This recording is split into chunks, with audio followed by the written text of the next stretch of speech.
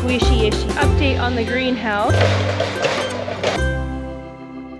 Hello, welcome back to Sage and Stone Homestead. My name is Heather. I had a couple of sweet potatoes that I bought at the store and I had them in my outside refrigerator. I am hoping that this is going to work okay. If it doesn't, I still have time to get more sweet potatoes. These are grown locally and I want to grow sweet potato slips out of this sweet potato in order to grow more sweet potatoes in my garden this year. The problem is I had these in my outside fridge during that really cold freeze that we had where it lasted like a week. I forgot these were out there. I do know that my outside refrigerators will freeze when it's super cold like that, and this potato, it feels firm still, but maybe just a little bit wilty. I'm hoping that it's not freeze damaged, but like I said, it's not a big deal to get some more. So if you have not seen this before, it's really cool. You could put just this in the ground and get some sweet potatoes, but you can really get the most bang for your buck by growing the sweet potato slips on the potato and then separating the slips out later, and each slip will get you a sweet potato plant with many of these little tubers on them. So it's a really simple process. We are about 2 months away from our estimated last frost date for springtime, so it's a good time for me to get the slips going. I have some regular old water here and my sweet potato, and I'm just going to suspend the sweet potato in the water like this. If you have ever done that thing where you take the avocado pit out of the middle of the avocado, suspend it over water, and it sprouts, this is very much like that. Pointy end down into the water, and I like to use toothpicks in order to suspend the sweet potato in the water. Here we go. Oop, I went a little bit deep in there, but that's okay. Just gonna stick this in the kitchen window, and at first we'll start to see little white root hairs coming out, and then we'll start to see the green sprout on top. And when that happens and it comes time to separate the slips from the potato, we'll make sure to cover that. That will not be in this video. This is gonna take some time.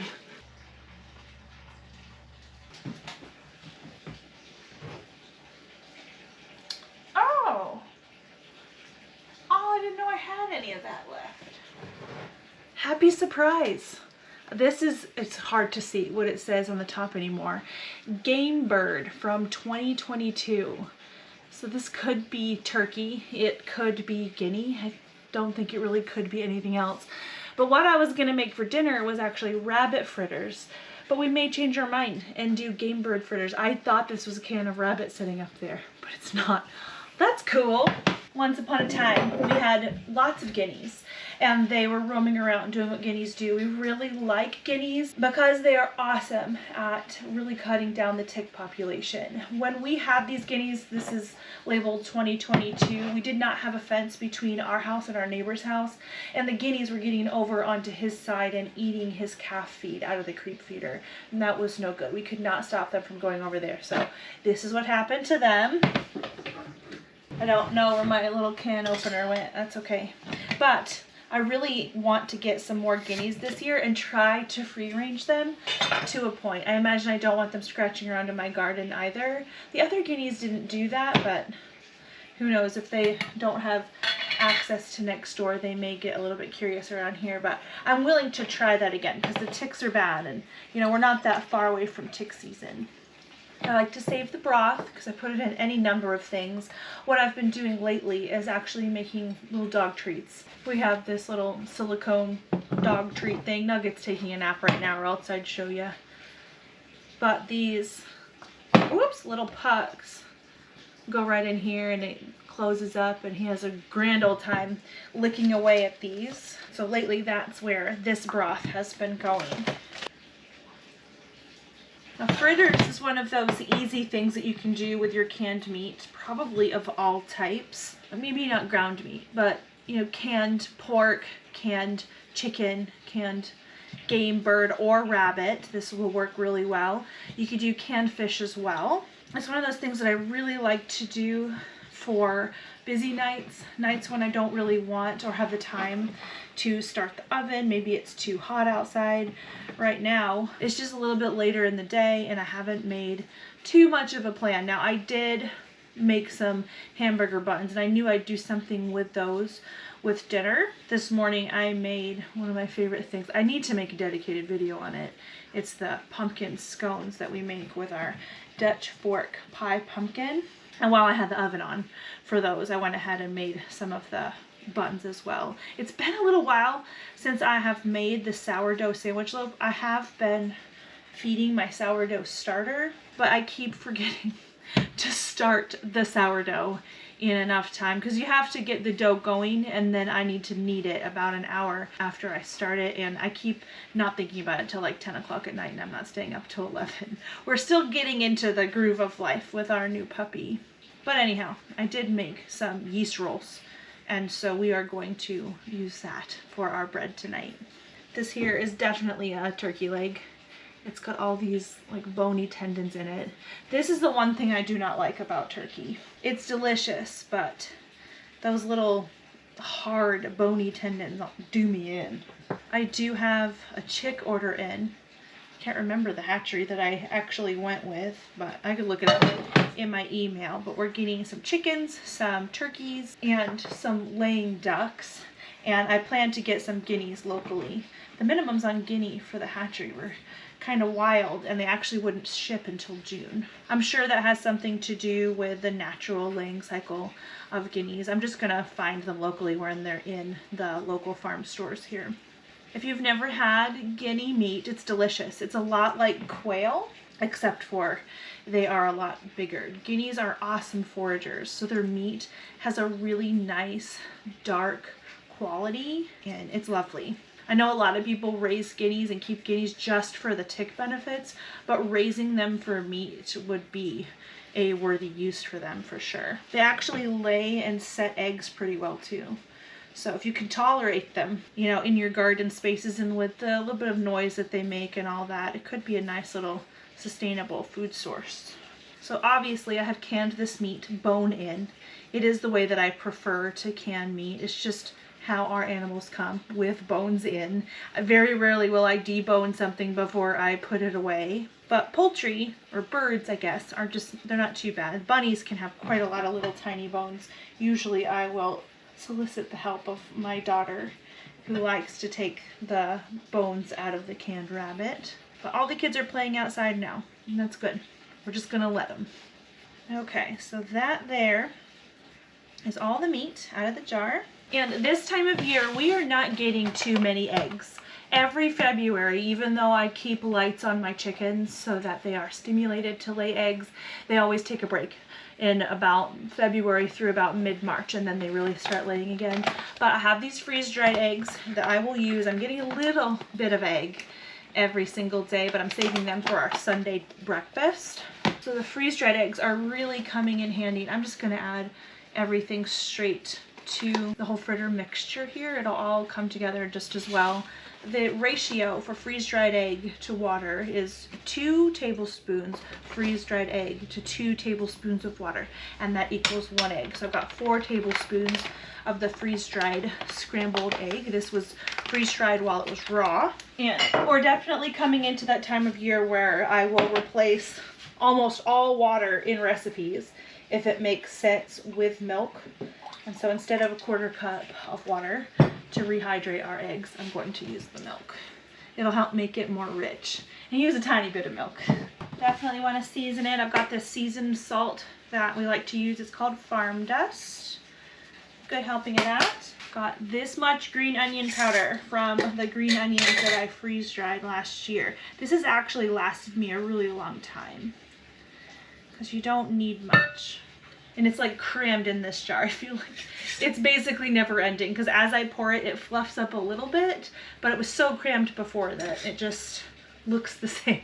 And then we have this big bag of Parmesan cheese. One of my goals for this year is to utilize my skim milk a lot more and make a lot more Parmesan cheese. I made Parmesan cheese, I guess we got to taste it last year, but I had made it the year prior. It needs to age for 7 to 12 months. I didn't make any Parm cheese this year. I really regret it because it takes so long to age. But the cheese that I did make was really good, and I need to make more of it for sure. Whoop, that's okay. That extra bit of parm may require us to add a little bit more liquid. We'll see. The idea is that the egg, when it rehydrates, acts as a binder as it would normally with the regular eggs instead of freeze-dried. Still a little loosey-goosey. I'm gonna add a little bit more milk. I could probably add this broth back too. Maybe I'll do that. Gonna get the skillet going with some bacon fat. Now my burner over here is broken and it only has 2 speeds, off and high. I've gotten very used to cooking on high heat, so you'll see me toggling the heat over here. Probably a medium to medium high is going to be fine. The goal with this is to make little patties and cook them through. That's to heat up the meat. The meat's already cooked, but you want to cook that egg all the way through to help bind everything together. It's also nice if you can get a little brown crust on the outside. It adds a lot of flavor. Now, don't forget that hands are washable. So you don't see me using kitchen gloves very often. It's because I do wash my hands about 1,000,000 times a day. But I've grabbed a lump of our mixture here that was a little bit bigger than a golf ball. And I really based the size of the patty off of the size of the hamburger buns that I have made. But I don't want it to be more than about 1/3 of an inch thick because we do want it to cook all the way through.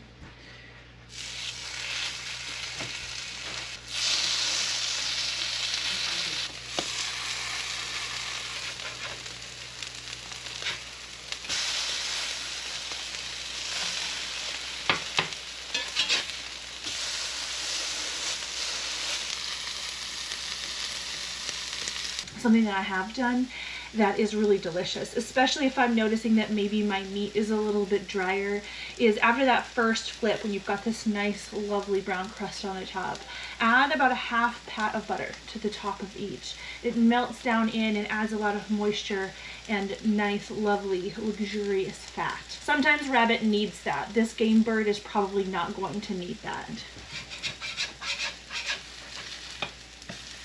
I did kind of ruin the seasoning on my cast iron. Somehow, my mother-in-law, she cooks in her oven with the cast iron that she's not using kind of stored at the bottom of the oven. I tried that and I messed up the seasoning on my cast iron. So you'll see me kind of scraping away at my skillet. I normally don't have to do that, but we have been working on fixing the seasoning for a couple of weeks, just to bring it back to what it used to be. Now with the fritters, I'll flip them a few times. I'll rotate them depending on which areas need a little bit more browning. And I also squish them down a little. It helps kind of express some of that eggy moisture and bring it up to the surface and helps it cook more evenly.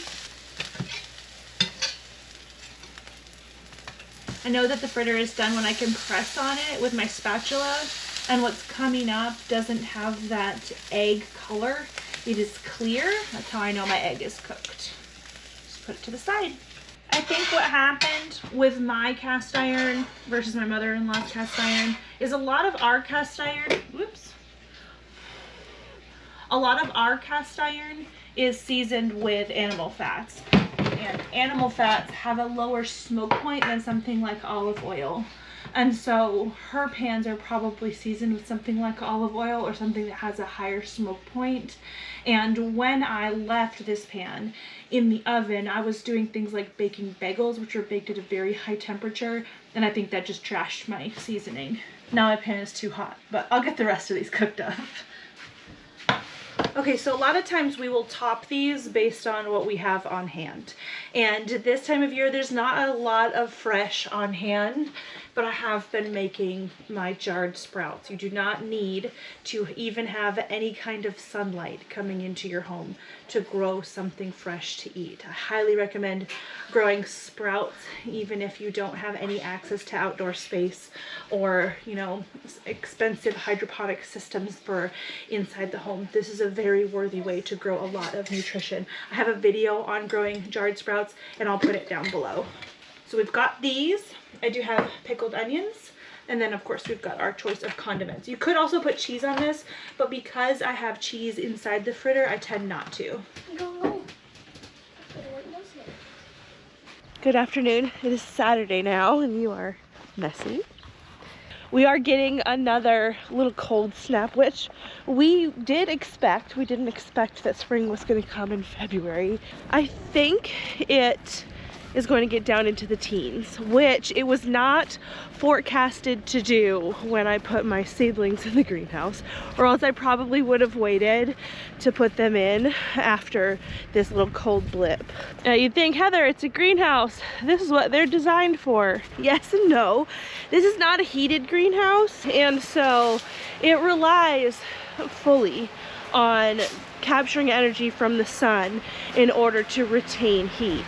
We have an overcast day today. I think we're gonna get to 26 tonight, which I expect most of this to survive fine through the mid to upper 20s, especially this. This is all the broccoli seedlings that I have. This particular broccoli, it's called the Green Magic Hybrid. It is very heat and cold tolerant. I actually think I hear like sleet or something hitting the top of the greenhouse right now. What I am worried about are these seedlings over here. I've got some purple cabbages, some green cabbages, some purple of Sicily cauliflower, and then down here I have some like Ragged Jack kales. I'm a little bit more nervous about that. Not nervous enough to want to go through the trouble of covering them further. This greenhouse counts as one cover, and then I could cover them again and help insulate them even more, but I think all I'm gonna do is come in here tomorrow and water really, really well, and I'm gonna leave the greenhouse shut. We should see a little bit of sun throughout the day, and that sun should heat up the beds just enough to hold some heat throughout the night and hopefully get these guys through.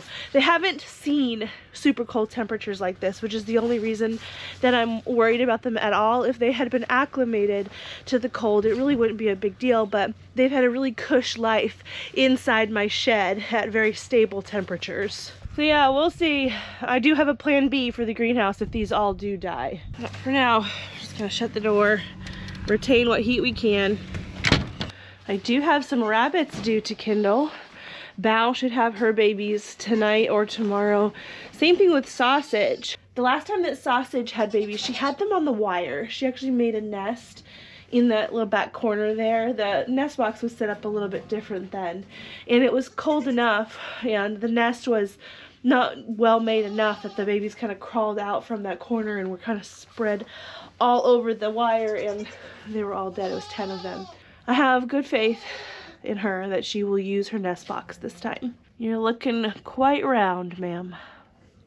And speaking of babies, Melee had her 2 boys yesterday. You will have seen that birthing video before this one comes out. I've already done my milking.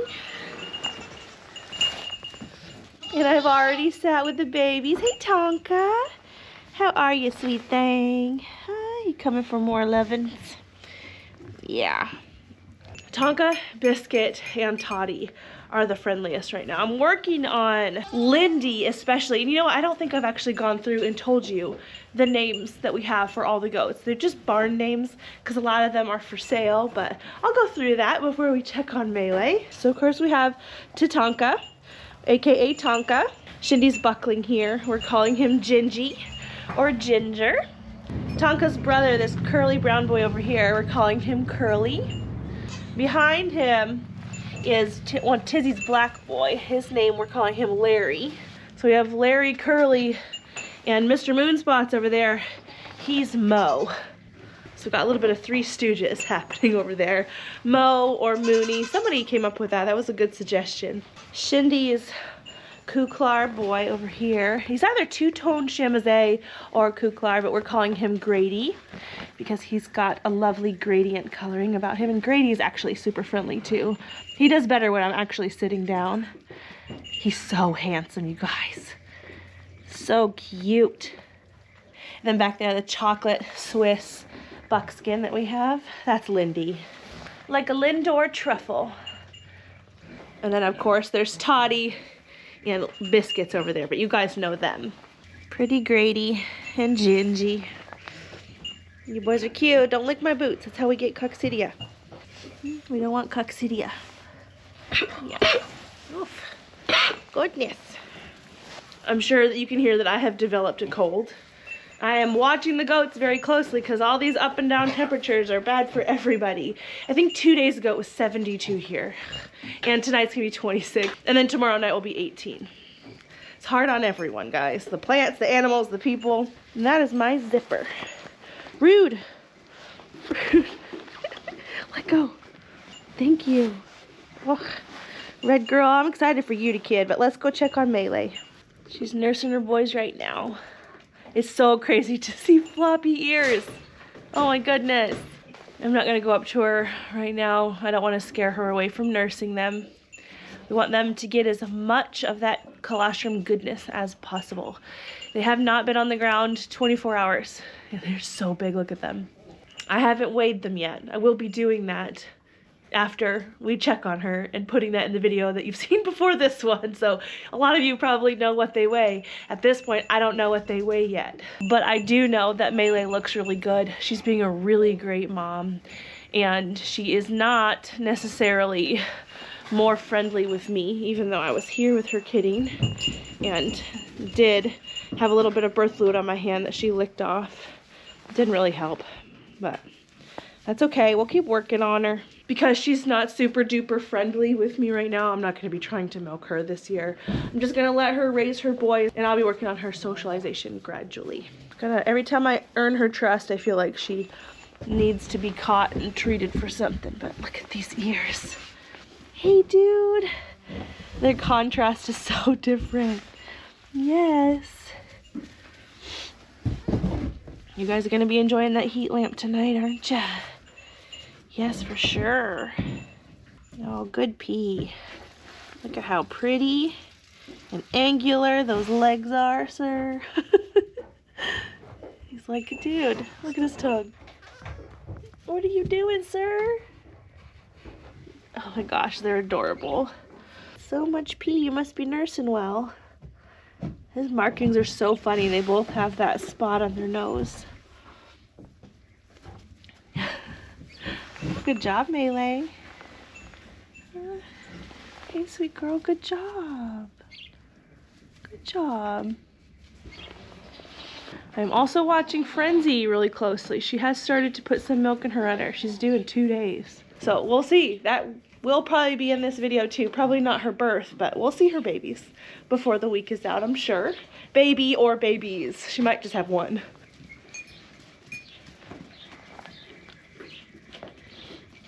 His boots must taste good or something. I don't know. What do you think, Red? Hey, Win. Look at how tiny Winnie is. Like, she's normal. She's a normal Nigerian dwarf. I guess Grady's huge. But we did know that. Good morning, just like that. Spring has sprung. I'm getting over my cold, but I still sound a little stuffy. It's been some days. I did record on Monday, but it recorded without sound, unfortunately.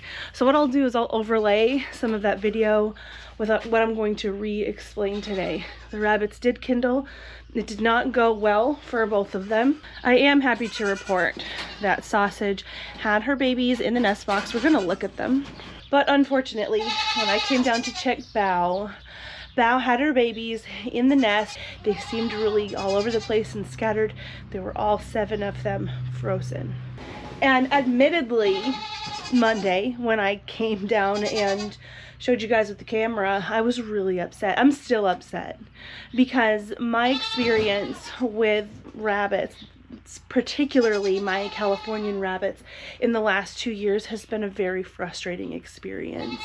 And Bao, up until this point, has been one of the better mothers that I've had. Her litters have been kind of small, but she's been a great mom, and I don't know what the heck happened, but it was very frustrating. Thankfully, we do have our pretty bunnies to fall back on, and Sausage had a nice big litter again. And of course, these guys are loud this morning. I will feed you in a second. I want to look at these bunnies.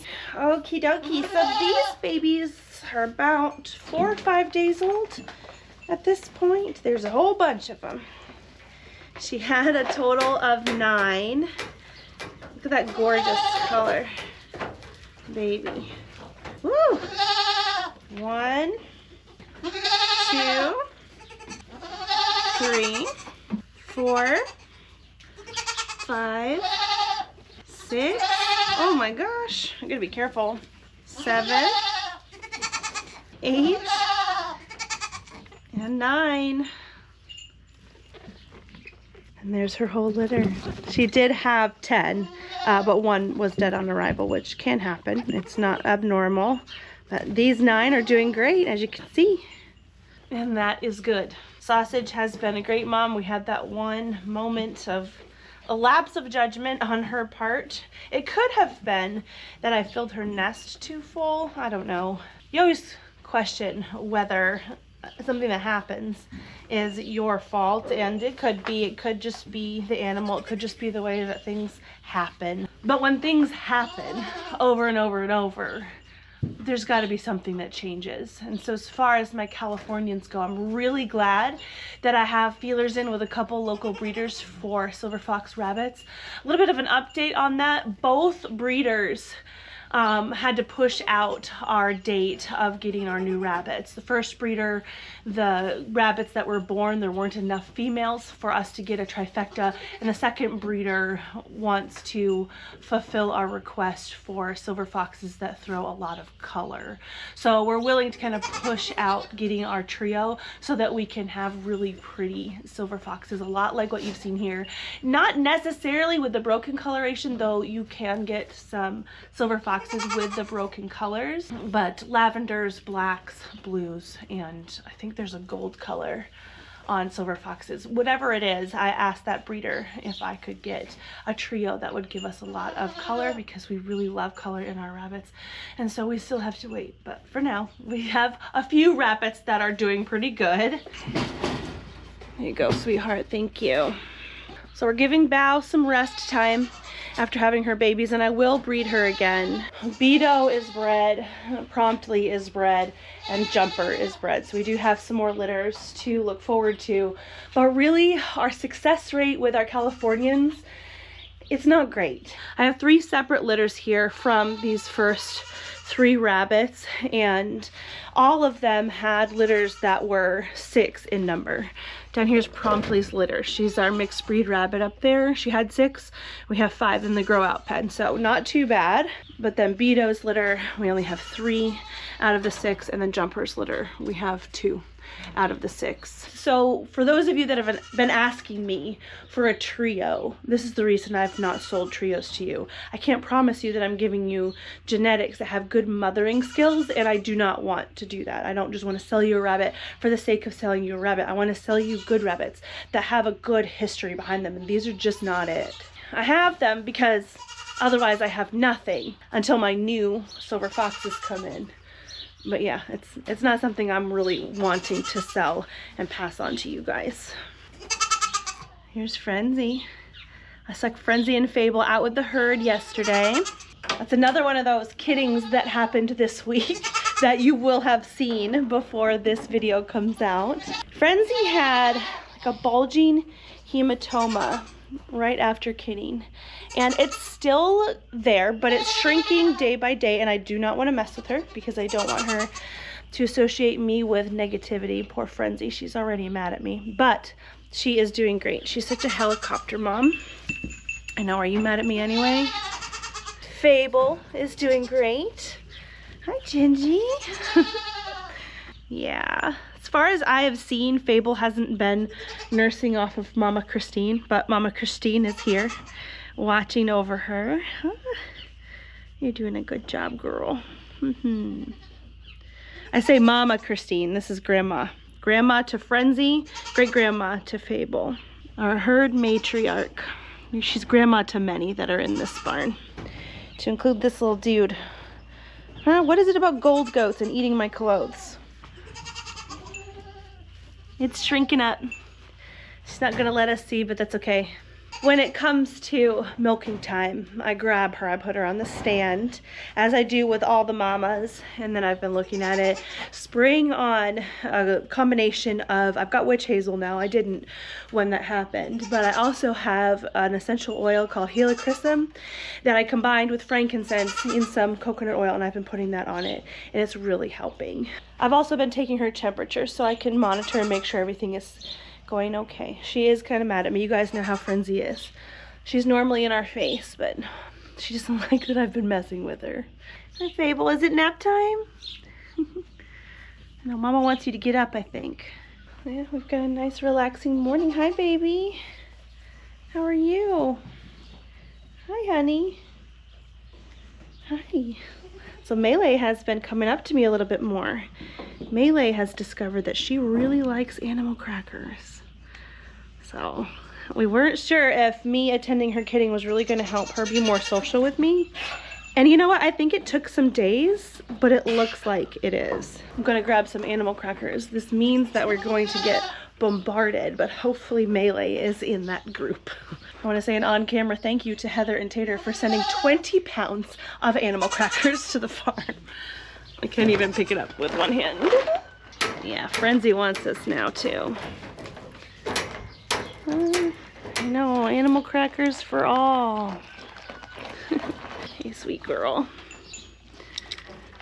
She says, I forgive you. Melee.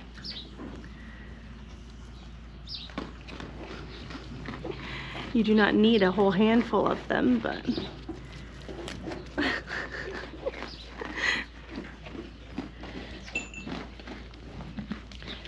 This is a massive improvement, you guys. Makes me happy. Here, let's give some to Frenzy.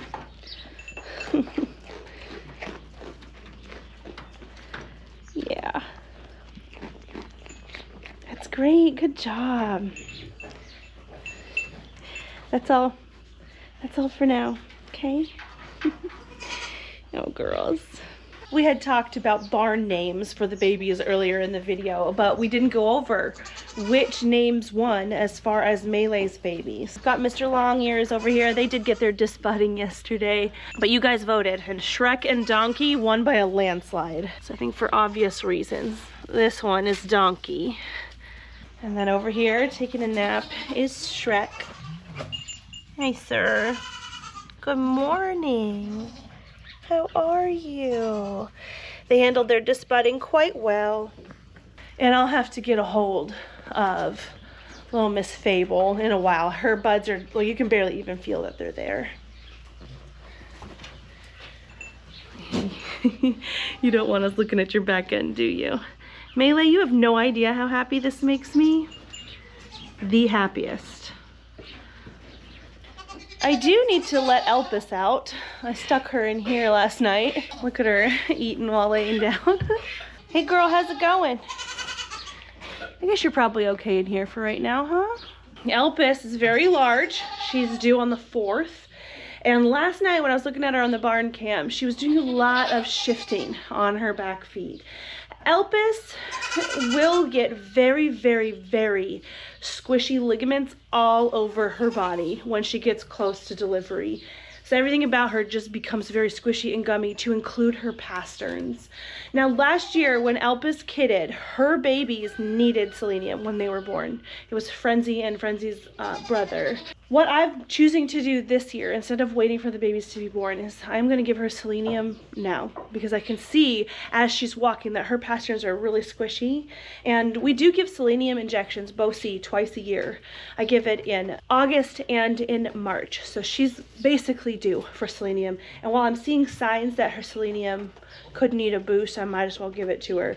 The bottle that I have says don't give it to pregnant sheep. And so in the past, I have not given the selenium, the BOCI injection, to pregnant animals, but lots and lots of people have assured me that they give the BOCI to their pregnant animals. So I am going to do it for her, just to help her have the most support during labor, because if her selenium is low, it's really required for their muscles to function properly. The uterus is a really big muscle, and I don't want her to have problems. Elpis was my doe that had the meningeal worm when she was less than a year old, and because of that she does have a weaker back end. What the brain worm does is it gets into their nervous system, and if it damages a nerve, the nerve is not going to regenerate. Thankfully she did regain most of her mobility. Sometimes if she really gets to running and jumping like the other goats, she will fall down.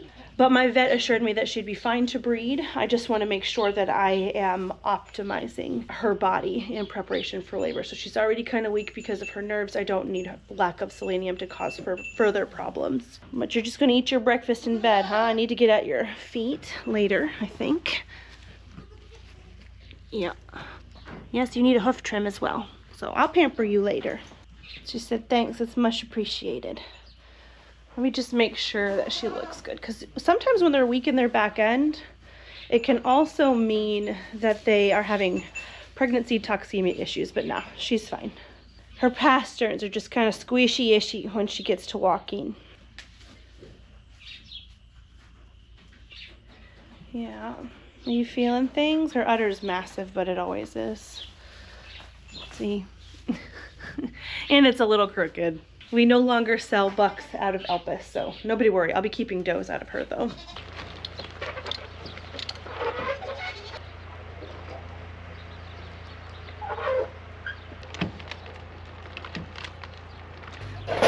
Hey, boys. Oh, you've got some green grass in there. Yes, spring has sprung. It has. I got a hold of Bear and Farrell yesterday to do their feet. Everybody looks really good out here. I need to get Ruckus today. It's getting kind of long, and it's mud season, so we need to keep on top of it so their feet stay healthy. Very quick update on the greenhouse. The plants that I was worried about are over here, and it looks like most of them handled that cold dip well. I think there's only one cabbage that looks like it kind of suffered beyond where it's really gonna, yeah, see? Oh, she gone. But that's okay, I'll find something to stick there, and that'll be great. I had meant to start calendula from seed, and I think I could maybe stick a calendula plant over there. That'll be beautiful. This one doesn't look too great, so that one's gone. But for the most part, everything is living. You can see the freeze damage on this plant here. These leaves are dead. Anything that's really like bleached out is probably not gonna do okay, but this plant has, you know, good vitality in it still and some green leaves. So that one will probably bounce back okay. The kales all look good. My one cabbage from fall time, it's, you know, struggling some. We've got some bug damage happening. See here? This is why I'm not super keen on fertilizing too much, to include putting in any more manure in the greenhouse, because it appears that I may be dealing with too much nitrogen still.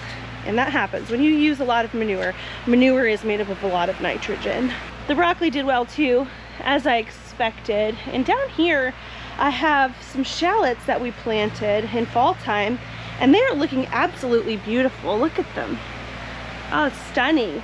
I'm very, very pumped about this garden season. I think more than I have been in a really long time. As you can see, I've got a soil delivery here. This is most of what I'll need for this upcoming season. I may need another half pallets worth of soil. It depends. I'm gonna try to use as much manure as I can, but I have to find a balance. So some of this is gonna go in here where I need to top off some beds, and we'll be planting in there.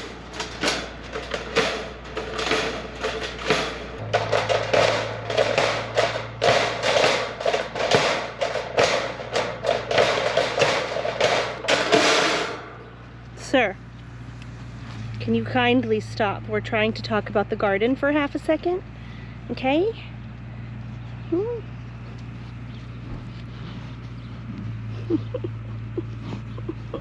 And yesterday, I'm just gonna talk over him, okay? Yesterday, my kids helped me make the rest of the beds that are gonna fill out this space. So I'll get them filled up and put out here. And I'm gonna be moving the grow bags. I'm starting to get ahead of myself because I really wanna talk about the spring and summer garden and what I'm planting and where in the next video. So I'll probably stop right here while I'm ahead, but I'm very excited. Are you guys as excited as I am? I have heard that a lot of people are really jazzed for this garden season, and I think it's a good thing. Anywho, I think I'm gonna stop this video here. I need to grab some feed so I can grab Ruckus and get his feet taken care of. Anywho, I hope things are going well wherever you are. I'll see you guys again soon. Be gone, stink bug.